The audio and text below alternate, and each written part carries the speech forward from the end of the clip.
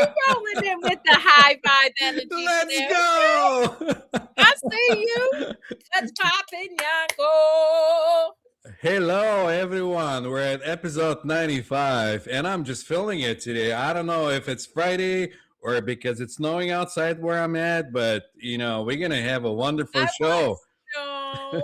Oh, And no? I'm gonna be bopping my head back and forth. I just know it because my muscles are trying to loosen some crazy energy up in there. So anybody who's seeing this, yeah, I'm gonna just rock today. We're gonna rock it out. We're going to rock it up, people. Listen, I tend to rock out anyway, so yeah. Yeah. Anywho, this is episode 95 of For No Particular Reason, where Yanko, Yankov, and myself, Kerri Lewis, come together on Friday mornings, 10 a.m. Eastern Standard Time, 9 a.m. Central, and 8 a.m. Pacific Time to talk about anything, everything, and nothing at all. And usually we run the gamut of totally out of this world to talking about having orgasms to right now me bouncing back and forth because energy's moving through me and I can't seem to stop my body from doing that. So there we go.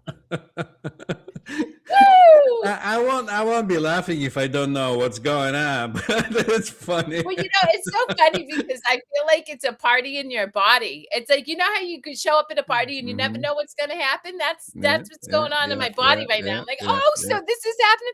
All of a sudden I'll be like, and then I just start laughing. I'm like, I'm on. That's Anyway. exactly it. I mean, Oh gosh. that's gonna give you an idea of like um how less of an in control we are, because we have the illusion of control and how we're controlling every little thing in our bodies, but we have no idea what's going on inside a body. Like, You we don't don't know the get it. chemical reactions, all those things, Yeah. like how Yep. breathing is happening, and when things start to happen, you're like, wait, this is happening? Oh my god. Yep. Yeah, yeah. I mean, I best love thing. it. Go ahead. Yeah, go No. ahead. I was gonna say best thing is just to watch the show unfold. Body is It's rocking. Okay, the body is rocking. That's what's happening. it's awareness. This goes back to awareness. But something that has continuously come up for me this week when I'm talking to people, and I want to keep reminding. I think it bears.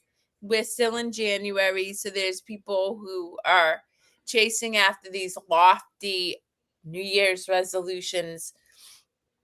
You got to Yeah, let's start talk about that. tiny. First off, I don't even believe in New Year's resolutions. All right. I have a word.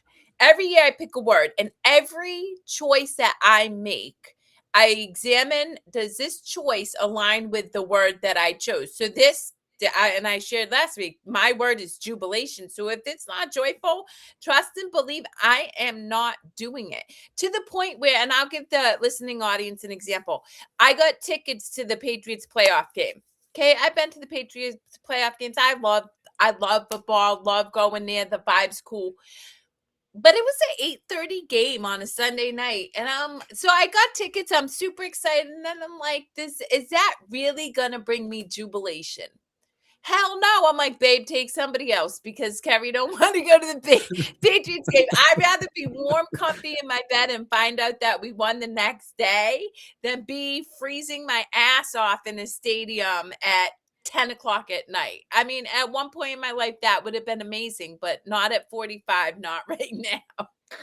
I mean, we're growing out of things too. I've had different hobbies and I went through different periods. Different things brought me joy. And once you outgrow some things, and they're not they're not resonating anymore. I've been into sports, watch games on TV, and now I don't enjoy that anymore. It doesn't bring me the same excitement as it used to. Same as other hobbies, and I've gone through different things, and bottom line is that, and this is the conclusion I come up with after trying different things, is that I'm in the moment. If this brings me joy in this moment, I'm enjoying it. Because tomorrow I might not enjoy it. So, Well, but again, it goes back to what's up, Bon Bon. I'm gonna just call you Bon Bon because I like that. Unless you don't like hey, it, and nice to then have you. I want to respect you. But Bon Bon to me is a fun name. It's like Bon Bon. Anyway, going back to the Hell whole yeah. and going back to the whole original point of this, the jubilation, right? Is New Year's resolutions, I feel like generally set people up to feel. We're not meant to chase, like, we're not meant to jump into lofty things. Our brain doesn't even like that. You're much better off doing something small consistently over and over again than trying to jump into something that is overwhelming and daunting. I see it all the time. I at the gym, right? Everybody's, I'm gonna go to 5 classes a week and I'm gonna change my eating habits. And I'm like, why don't you just commit to working out today? Like, Yeah. what? And you know what? Yeah. Instead of changing your eating habits, why not like drink a glass of water? And because that is going to be a much more sustainable behavior than jumping in. Plus, let's look at it from this perspective. Your subconscious has a belief system about you. So, if you're not actively working to change a belief system in conjunction with the behavior that you've taken on, whether it's exercise, reading more, whatever, then you're gonna naturally self-sabotage unintentionally anyway, because your belief system is driving your external experience. So you can't work towards being fit if you believe that you're unhealthy and fat. Like, it just doesn't work that way. So when you take on a small behavior change, like drinking a glass of water and then celebrating yourself for doing that, or just committing to doing a 15-minute workout today, not tomorrow, not a week from now, but today, and then you celebrate yourself. Not only are you starting to change your behavior, but in celebrating yourself and not setting yourself up to fail by saying, "Oh, tomorrow I didn't do it," you're changing your belief system about yourself. And that's why I don't believe in New Year's resolutions at all. Neither do I. It's and this is why some people use it as marketing strategy to like get people in their resolutions and sell them stuff, and knowing like especially gyms that they're not gonna show up. It's just gonna be a thing. You're gonna sign up, and I had a experience like that with a friend that um, we were talking back and forth, and he was saying that he doesn't have time, but he has the subscription and he wants to lose weight and get fixed, and and all these other things. And I said, same thing. I said, why don't you baby steps? Try something small today. See how that plays out, and then go with the whole thing. Like it's I won't say it's hard. Usually it's like a those how do you call those confirmations or whatever you do to yourself, like you keep telling yourself you're Affirmation. getting affirmations or whatever. You're listening to some recording, and it says now you're abundant, and then your mind goes, no, I'm not. Now you have money flying to you, and you go, no, no, no money, my bank account is empty.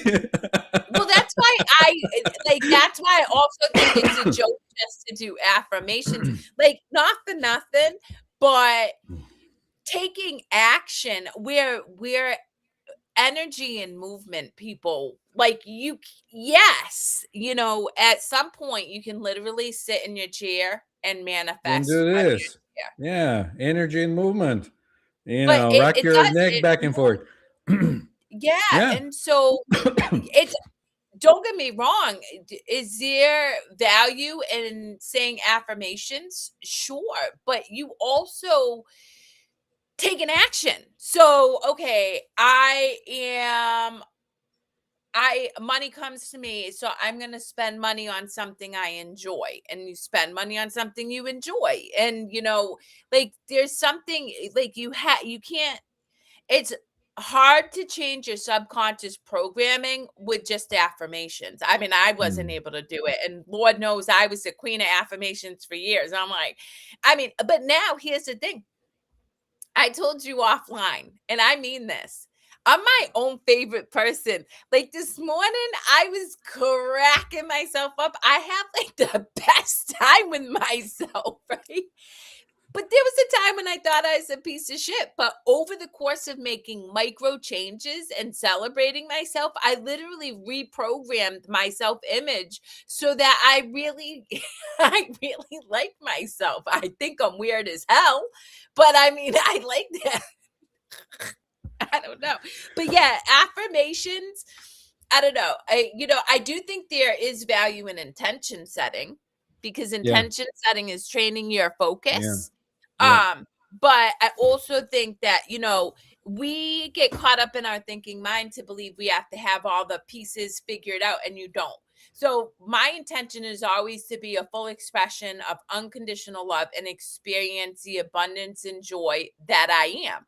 So that's super broad. So how that plays out each day is very different, but I ultimately cultivate those experiences because that was what I set my intention to experience. yeah. I mean, it's like you said it. It's I would like to think of it this way because I'm doing hypnosis and I help people change with the subconscious, conscious, and all that stuff. Uh,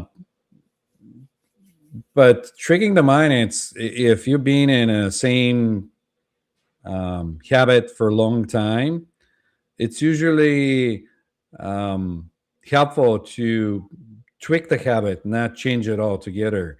Maybe if you're drinking coffee, switch to black tea. You still get the caffeine out of it. It's not going to be coffee. You're still going to have the same routine. You're going to drink it Don't in the take away morning, but my it's going coffee, to be bro. different. Yeah. Them are fighting words. You take away my coffee and we fighting. Uh, uh, I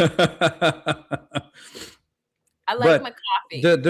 the reason I'm talking about this is because I've tried it. It worked for me, and I know it worked for other people too because they've tried it too.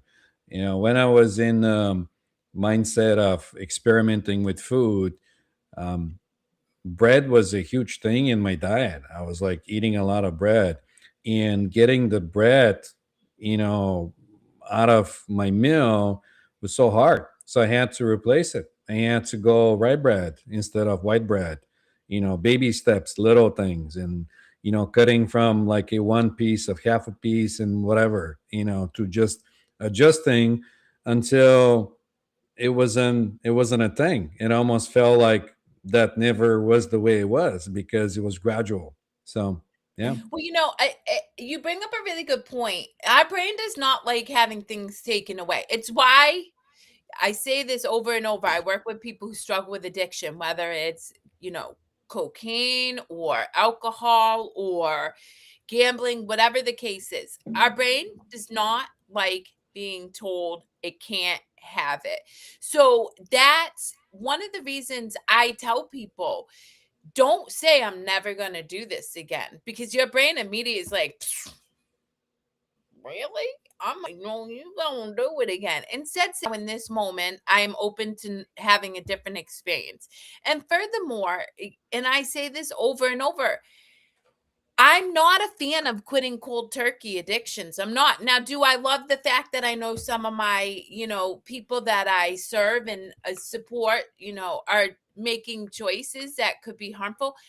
Not really, but I don't even judge it because if they're learning other tools, eventually those tools will literally take over the habit. It happened for me. I never quit drinking cold turkey. I never quit my shopping addiction cold turkey. I just learned so many other tools that eventually those other tools took over the behavior that I had for drinking to numb out. So instead of numbing out, I would go for a walk instead of right. And so our brain doesn't want to be like it does not like being told it can't have. So instead of saying you can't have, it's what am I gonna give myself? What thing can I have? So don't even focus on what you can't have, focus on what you can have.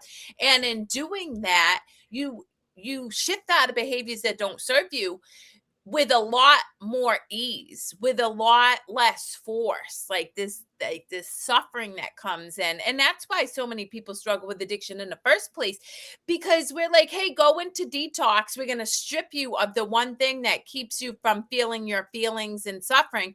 You're not going to actually have any other tools to be able to nurture and support yourself while you're in that suffering. And then we expect you to go back out in society and grin and bear it. And it's a total setup for failure, a total setup.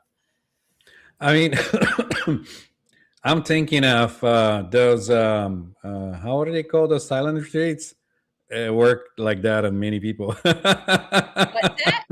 Silent retreats where they What about it? go in silence, where they go. Yeah. I forgot what was the practice called. It'll come to me, but usually you go and you're alone with your thoughts and nobody's talking to you, and you have like sittings.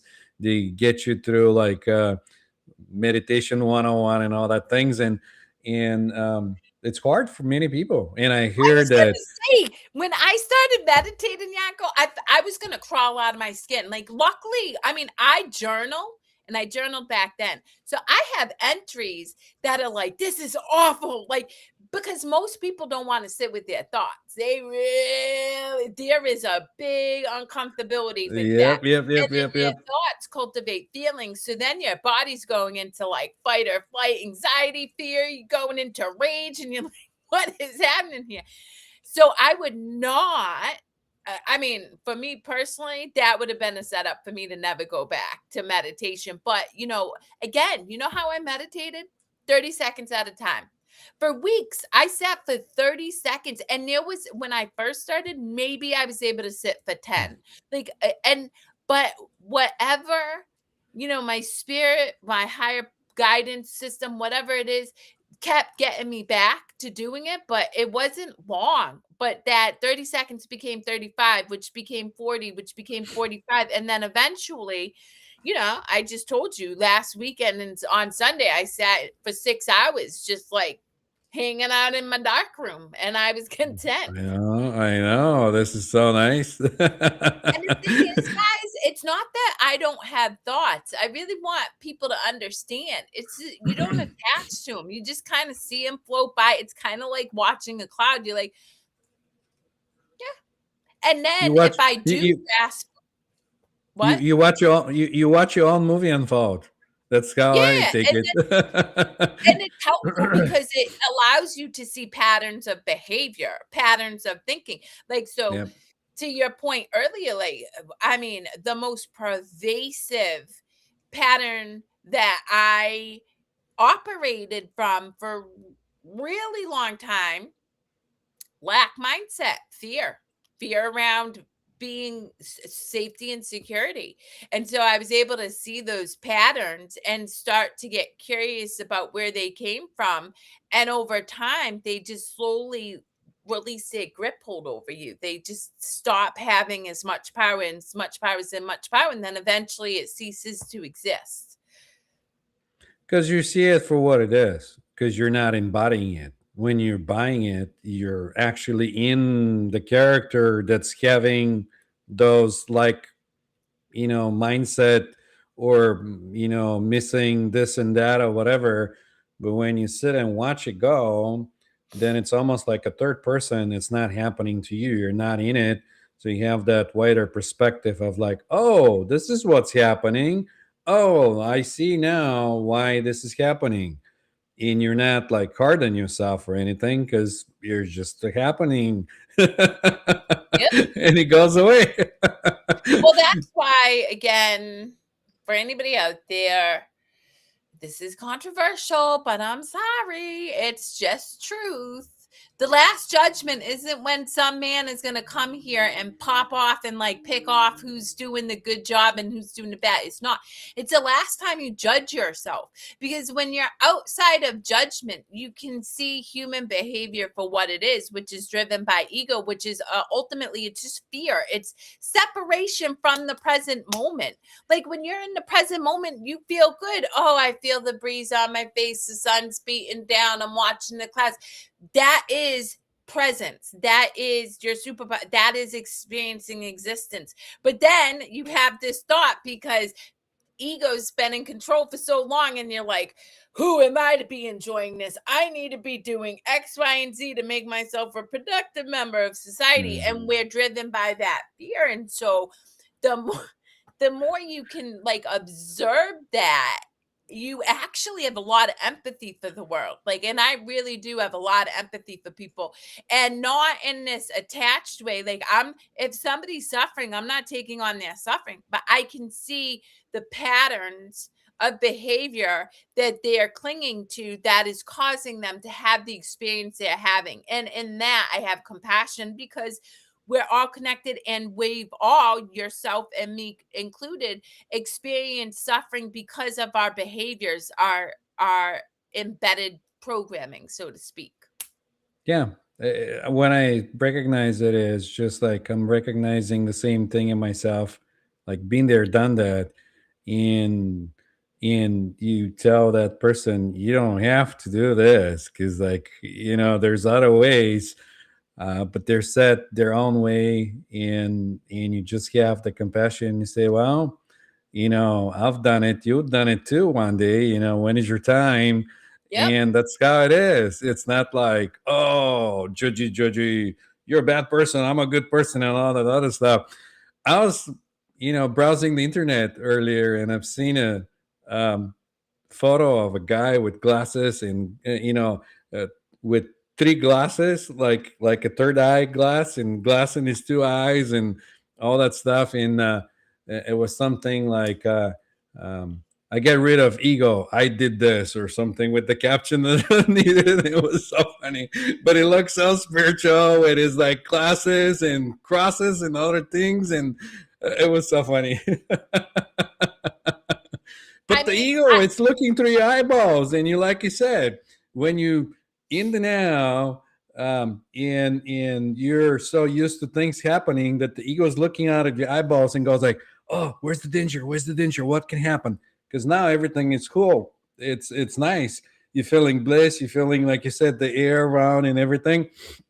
And the ego's looking, it's like, oh, what if somebody comes and attacks you, get your money or some other stuff? And you're like, no, no, no, no, no. And then another thought comes in, well, maybe you'll be late or something else is happening. It's like almost like la la la la la la la la that keeps going in the back end. yeah, but then if you don't feed it, like I shared the example. Nan and I were in Boston, and I left my wallet and my drink right on the freaking hood of the car in the middle of Boston for a couple of hours. And guess what was there when I went back? Because I wasn't afraid. Like, and don't get me wrong, I was in a hotel room when I realized it, and I had a moment of fear, and I'm like, you know what? I don't know what's going to happen, but I'm not going to attach to this fear-based thinking. I'm not going to subscribe to being driven by that thought. And because I wasn't, things worked out beautifully. Yeah. It really is our habit of thinking that we can think ourselves into security and peace that keeps us from experiencing peace, which is it's an interesting experience for sure. Yes, queen. Bon bon. I'm just gonna bon bon. I'm gonna sing to you because I can and I'm cool.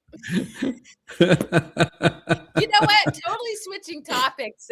So, as some of you know, my beautiful Billy girl, my younger daughter, is the lead. She's playing Willy Wonka in the show, in the musical Wonka. So she's been coming home, and we do all these lines, and I tell her all the time, I'm like, I get to literally participate in multiple personality disorder every single night, because I'm all of these characters for her, because she's Wonka and I'm the grandparents and I'm the kids and whatever.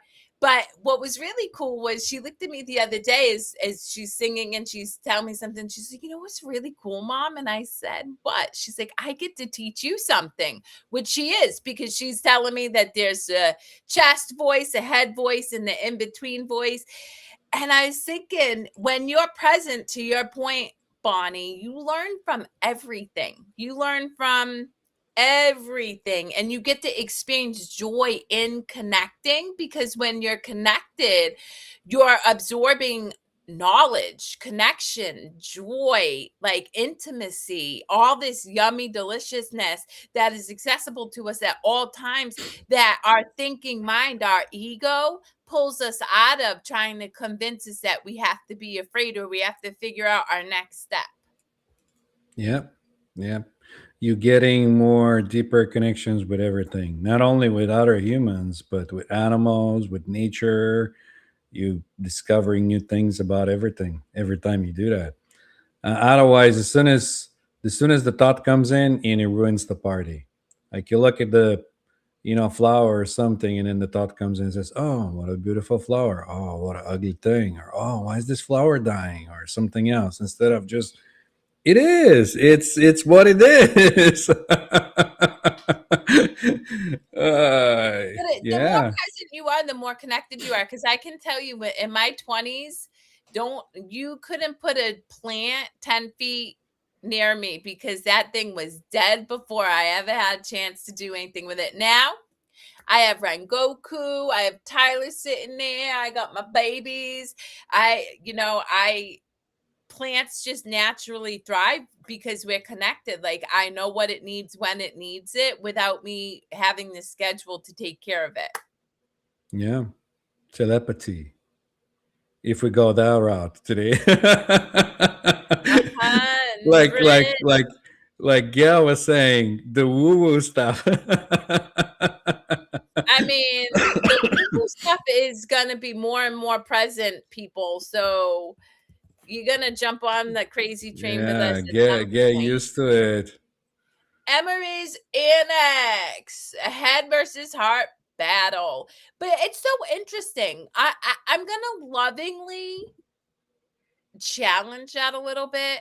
I think anytime we label something a battle, we've created a division anyway. I think it's just awareness, right? Because that the idea, I always go back to power versus force. Power is love. Power is recognizing, oh, ha ha, you silly thought. And force is, Kerri, you shouldn't be thinking about that. You shouldn't be thinking about that because you got to be present. And I see people do that all the time. They're fighting their habit of thinking. And I'm like, don't fight it. Don't Don't fight fight it. yourself. Yeah, Yeah, you're fighting yourself. And yeah, what you resist persists, people. mm, I'm gonna just yeah, say you're gonna go down a rabbit hole of overthinking and like this back and forth instead of just again, you can pull yourself out of thinking by taking a deep breath, by feeling into your heart center, and so I really encourage the listening audience out there, whoever, if this serves you, great. If not, toss it over your shoulders, because I certainly think everybody has their own experience and journey and all of the things, but it doesn't have to be a battle. We don't have to villainize the ego. There's without ego, you wouldn't take action. Like, I'd just be yeah, sitting in my chair chilling in the woo-woo state all the time. So, you know? yeah. Ego serves a purpose. Um, like anything else, the duality serves a purpose too, good and bad and everything, because you won't know the one without the other. And finding the balance, that's the best thing you can do. Um, recognizing it that there is this bad and there's this good, and you finding the balance between both in every moment. And sometimes you might be going more towards the good, and sometimes you might be swinging more towards the bad. But without the one, there's no other. So yeah, Yeah, and that took me a long time. And sometimes I still have to remind myself that um we weren't here to have a fluffy human experience. Meaning, I love to cultivate love, but that does not mean I'm not a scrappy Worcester girl who will pop off on you sometimes. Like, I work to be a responsive, loving person But, if you come after my man, you might catch some heat. I'm just saying. And I really had to work to not judge myself for being human. Like, I caught myself. I'm like, oh, Kerri, you should be loved. And I'm like, fuck that. I was called to do that. And that's what I did. And I stand by that choice too. I was gonna say, just don't give it a name. Don't create it in your mind. Like anything you label is just becoming another thing that you have Mhm. a label for. Just take it Although as what I'm is. not for nothing, I like being spunky and scrappy and a little bit of, I don't know. I'm spicy in the best ways possible. I am, because I'm so loving, and yet I'm spicy. I I mean, sprinkle spice that goes on back that goes everything. back to what we are talking about earlier. That many masks that we wear and the many characters we play through the day and everything else. And when you were talking about like how you playing this your daughter and everything, I was thinking was Jim Carrey. He recognized that stuff because he played so many characters and he actually played him really good. In from what I'm reading, he kept the character even after shoot it's done or the set, and in embodying the character. Some people even had problems with it because if he's in a costume and he's wearing makeup and he's sticking on it 24/7, he stinks because it's sweating and all these other things. But you know, you finally come to a conclusion that, at least to me, that when I'm in character, I'm playing the role, and this is just temporary. That doesn't define me. That doesn't make me good or bad or anything. It's just the character that I'm playing in this very moment. And when I'm done and I switch to the next character, that's the other thing. So I don't even go and entertain that thought and say, "Oh, is this good or bad?" It's just a character. Just enjoy the show. I mean, the other point you bring up that is critically important to living a jubilant life. You can't care what people think. You can't, even your loved ones. Like, I'm telling you right now, my daughters think one of my daughters literally stopped me. She's like, "It's not that I think you're crazy, mom, but If the that's conversation starts with that, guess what?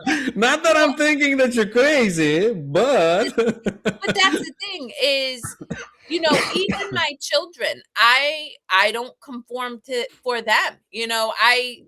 I watch kids be like, "Mom, don't embarrass me at school." I don't purposefully embarrass my children, but I'm not gonna not be me because it somehow ruffles your feathers. It's the same and so I really, including our parents, include I think people most struggle, like, we can say we care about everybody's opinion. We most struggle with our loved ones, the people that are closest to us. And at some point, you're going to have to break the habit of caring, because that will keep you from experiencing the full expression of yourself, because you're making a choice to appease somebody else instead of doing what you're inspired to do in that moment. Like Bonbon, right? I was just called to call her Bonbon, and then I'm like, I'm gonna sing to Bonbon because I can sing, right? But if I'm like, Yanko might get mad at me because I'm singing on our show, and he might think I'm weird, and I don't know, which people do, then I've just played small and limited my ability to experience the fullness of life.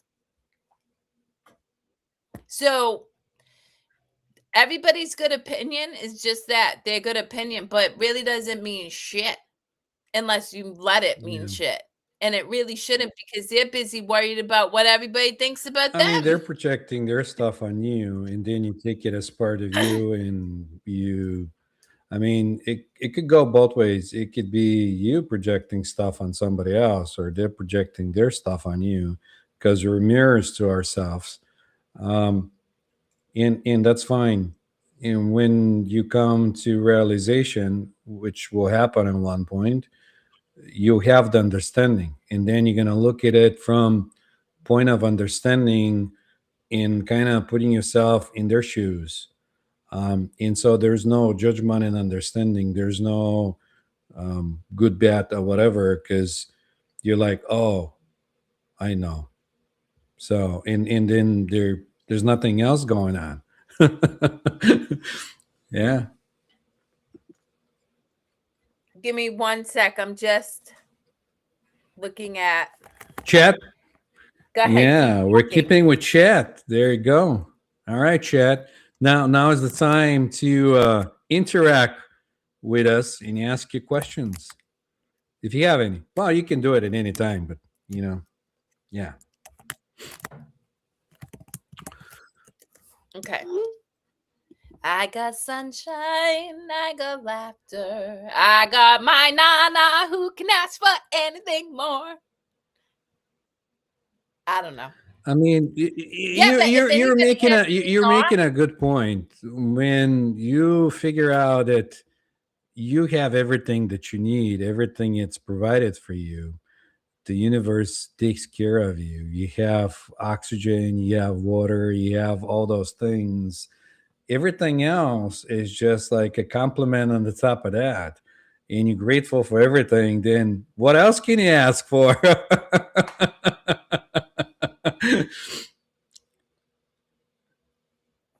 Yeah, yeah. yeah.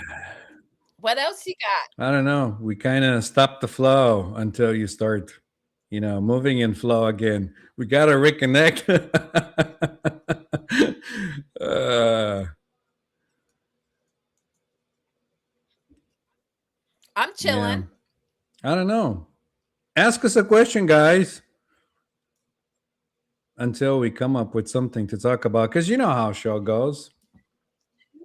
Do, do, do, do, do. We could just like make up a song. Let's sing a song. Let's see. I'm gonna sing a song.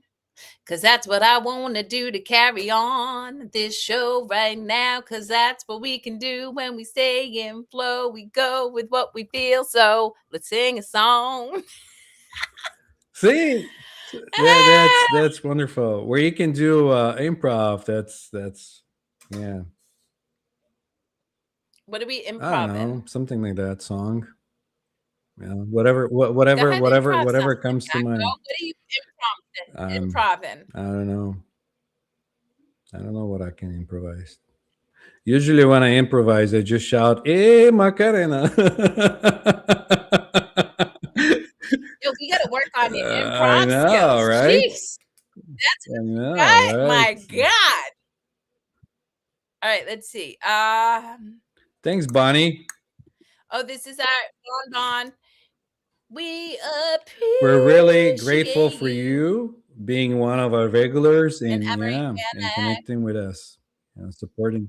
Well, I think we're good. I think we can wrap it. Yeah, well, we're getting We close. nobody Yeah, said we have we're to go getting to close to 11. an hour. Plus, it's 10:44, and I vibe with that Okay, number because I'm 5 and fabulous, but 44 is a great number sure. too. I mean, I'm not into numbers, but sure. I Sure. Let's put a hat on it. All right, people. It was nice vibing with you. See ya. Oh, hang on, Oh, wait. We got Emery. This morning I heard an excerpt about feeling vulnerable, reflecting on how it affects to staying present. I'm thinking she said. okay. What are your thoughts on that? Because I definitely feel like Go ahead. I feel Don't break your some flow. I'll join in after you. What do you feel? I feel like people resist vulnerability. Vulnerability is connection. It's so interesting. I just had this conversation with this awesome person yesterday, and they needed to express their experience within their work culture, and I was fortunate enough to be able to read their email, but it lacked vulnerability. It was just all logic, and I'm like, people connect with vulnerability. I feel like vulnerability is presence. For me, like, what is vulnerability? If I share with you that right now I'm experiencing um ambiguity, right? Like I told you, like right now I'm in a weird no, I don't want to label it, but it's an unknown territory for my That's a own good spiritual way to say experience. it. Yes. Yes, unknown territory, right? Like in me sharing that with you, I open up a connection to feel connected to you, seen, heard. I think that when we shirk vulnerability, we Yeah. disconnect. I think we're present in vulnerability. That's my personal experience. And, here's the other thing I'm going to say about vulnerability. And I shared this with the individual. I've been very blessed to be vulnerable, have the capacity to be vulnerable for many, many years at this point. Like, I'm going to speak my truth and be vulnerable. I have been rejected so many times, but I love it at this point. At first, I didn't. I really hated it, but I didn't like vulnerability because I felt like I was being rejected, not good enough. But what I came to understand was, it wasn't that I was being rejected. Rather, that wasn't my path, and I was meant for other experiences, other people. I was meant to connect with people who could hold Yeah, you space weren't for showing my your own, authenticity. your own authenticity, like you weren't, your authentic self. You were just like cutting it Yeah, off. and Yeah. yeah, and so it allowed me to connect more deeply with myself and others, and also break the belief that I wasn't good enough, right? Because at one point I was vulnerable and I felt rejected, but that same experience allowed me to realize I was never being rejected. I was just not in the space that could hold my overflowing Right. amazingness. Because I mean, you're not gonna resonate with everyone. I mean, that's the No. bottom line. You're not gonna resonate with everyone. You're not gonna make everyone happy. It just and you're right about that. Uh, I'm looking at it in a different perspective. When you shut yourself to protect yourself, your feelings and everything, you're technically disconnecting from the whole, but you're part of the whole. So it's kind of like artificially you going and putting yourself on your own bubble and disconnecting from the world because you don't want to participate in the world. You don't want to feel the world. You don't want to feel anybody else or anything because you're just afraid of the pain or whatever that might come up. So, yeah, right on the money. Yeah. Yeah. Does that On help? the money, honey, what you gonna do about that? This is a song I heard. Oh, so I watched this docudrama on the woman who swam the English Channel. Like, and this was like a huge to do back then Okay. because women couldn't even swim with their legs, and all that. But anyway, the whole point of that is there was this song that was so catchy that she kept singing, and I'm just like, oh, I gotta find this song now because it's in my head. Anyway, all right. Emery's Annex says, yes, beautiful. You're beautiful too. I see the work you're doing, and I did get your message. I've just been in a spiritual space of unknown, Yeah. needing to be very much by myself. Even Yanko, You're I told Yanko, I don't even know if I'm supposed to be here right now because my body wants to do crazy things, but we got through it. We there, we there you go. There you go. And now you can moved go back to through. it and swim those uncharted territories and move from one Okay, D to another D to a different D and all the different Ds in between. I know, right? But until next time, guys, this is for no particular reason. Yanko and I are incredibly grateful, blessed, and recognize that you being here is an energetic exchange and you are a gift to us. So thank you so very much. We wish you a beautiful, jubilant, and laughter filled weekend. And we'll catch you on the flip side next week.